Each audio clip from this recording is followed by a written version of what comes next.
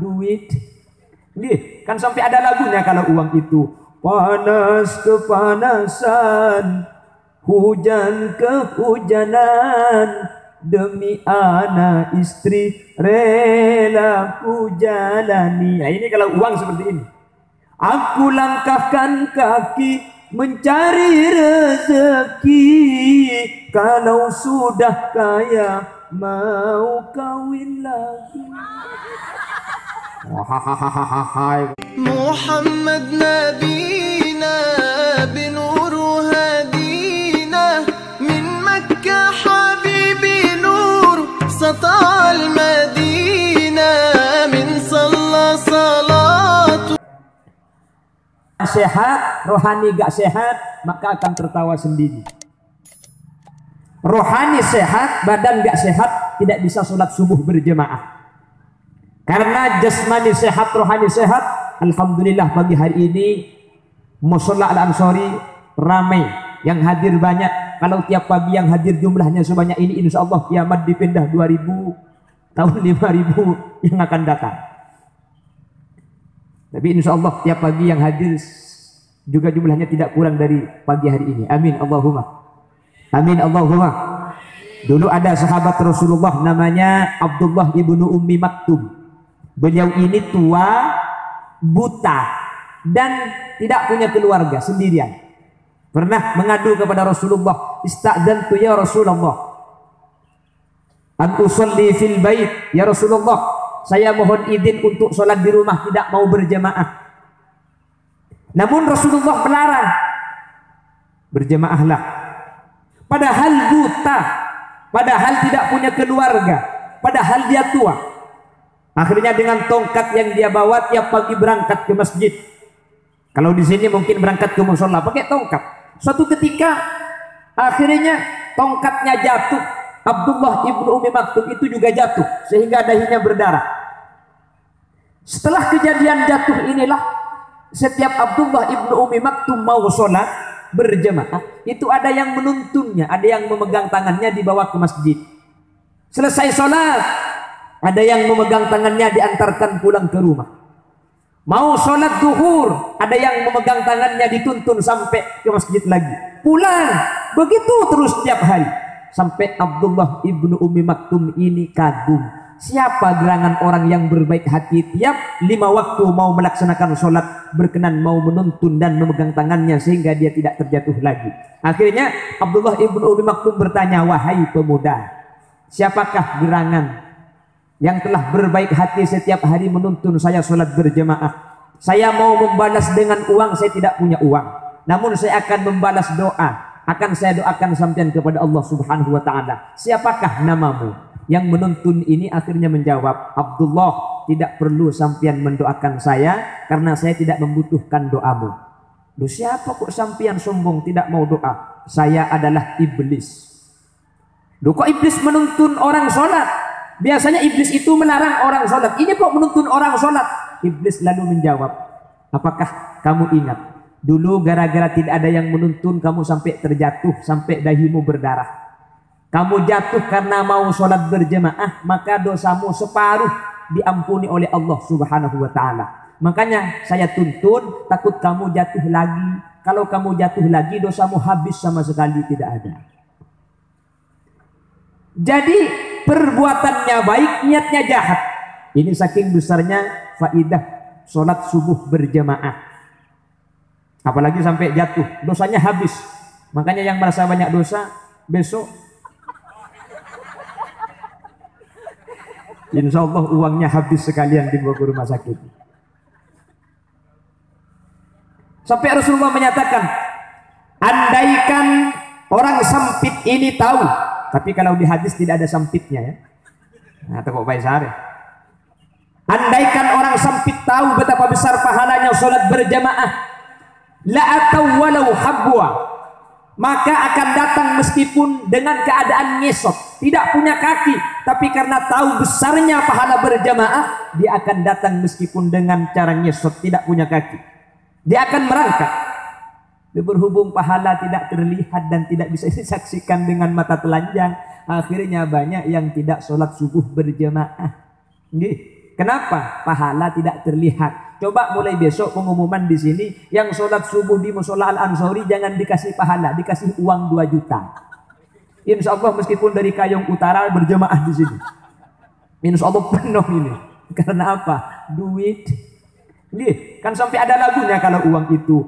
Panas kepanasan, hujan kehujanan, demi anak istri rela ku jalani. Nah ini kalau uang seperti ini.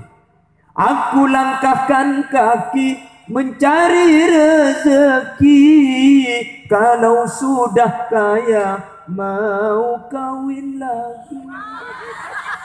Hahaha.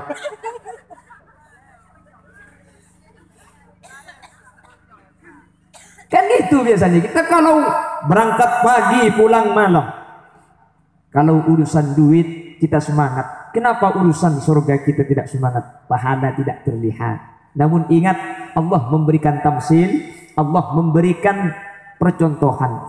Dulu waktu kita ada di perut seorang ibu, ya, ketika ada di perut seorang ibu, andaikan bayi itu ditanyakan, bayi, apakah kamu butuh tangan?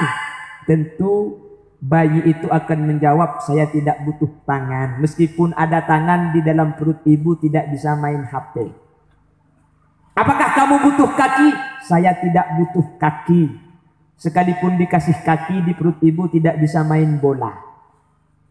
Yang dibutuhkan bayi cuma satu, apa? Tali ari-ari atau tali busar. Kenapa? Karena dari situ dia makan darah ibu selama 5 bulan, semenjak diciptakan ruh pada kandungan 4 bulan sampai dilahirkan. Bayi itu meminum darah ibu melalui busar itu. Setelah lahir ke alam dunia, yang dulu dibutuhkan busar, malah setelah lahir busar yang dipotong pertama kali gak laku. Apa yang berfaidah? Tangan yang dulu tidak diminta karena tidak ada faidah, kaki yang dulu tidak ada guna, sekarang ketika di dunia kita malah tangan dan kaki yang kita butuhkan. Busar yang dulu diminta tidak ada faidah, malah dipotong dan dibuang. Begitulah ketika kita masuk ke alam akhirat, yang sekarang kita harta, yang sekarang kita uang merupakan kebutuhan, yang sekarang finansial, materi merupakan hal yang paling kita kejar. Masuk kita ke alam yang namanya alam barzakh. Harta tidak bisa menyelamatkan kita. Yang kita inginkan adalah pahala, yang pada saat ini waktu hidup kita tidak membutuhkan pahala itu. Sehingga subuh kadang-kadang kita tidur, puasa kadang-kadang kita tetap ngomongin orang. Waktu hidup pahala yang tidak dibutuhkan. Ketika masuk ke alam barzakh, ternyata harta tidak bisa menyelamatkan kita, tetapi amal yang bisa menjadikan kita selamat. Mudah-mudahan yang hadir termasuk orang yang selamat. Amin Allahumma.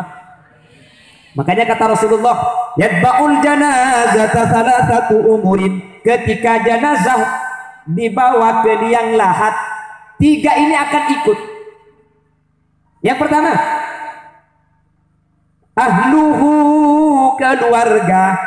Mayit dibawa, la ilaha illallah, la ilaha illallah, la ilaha illallah Muhammadur Rasulullah. Itu keluarga ikut apa tidak ikut? Ikut. Yang kedua, maluhu, harta. Ketika jenazah dari rumah diberangkatkan menuju tempat peristirahatan terakhir, ada harta yang ikut apa tidak ada? Ada. Apa? Keranda. Keranda itu harta. Keranda itu kalau Al-Fatihah. Ar-Rahmanir-Rahim. Maliki yaumiddin. Ihdinas siratal mustaqim. A'udzu billahi minasyaitonir rajim. Bismillahirrahmanirrahim. Allahumma shalli wa sallim wa barik ala sayyidina Muhammad wa ala ali sayyidina Muhammad. Tabaraka wa ta'ala in kulli sahabati Rasulillah ijma'in walhamdulillahi rabbil alamin. Allahumma la tad'alana fi majlisina hadza. Untuk yang selanjutnya yaitu penyerahan batik khas Ketapang oleh Ketua Mushola Al-Ansori yaitu Bapak Dul Ja'far.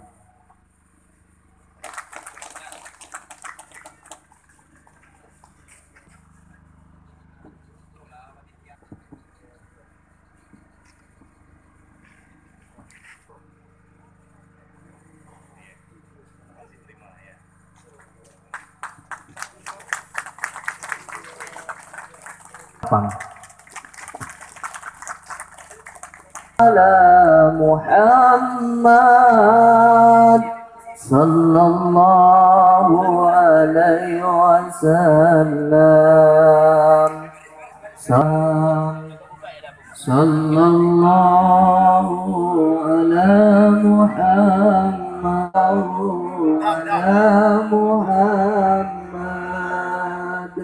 sallallahu alaihi wasallam. محمد نبينا بنور هدينا من مكة حبيبي نور سطع المدينة من صلى صلاته واتحلى بصفاته يا بخت اللي في ظله ماشي يشفع له في مماته. صل على محمد السلام عليك يا رسول الله. السلام عليك يا حبيبي يا نبي الله. السلام عليك يا رسول الله. السلام عليك يا حبيبي يا نبي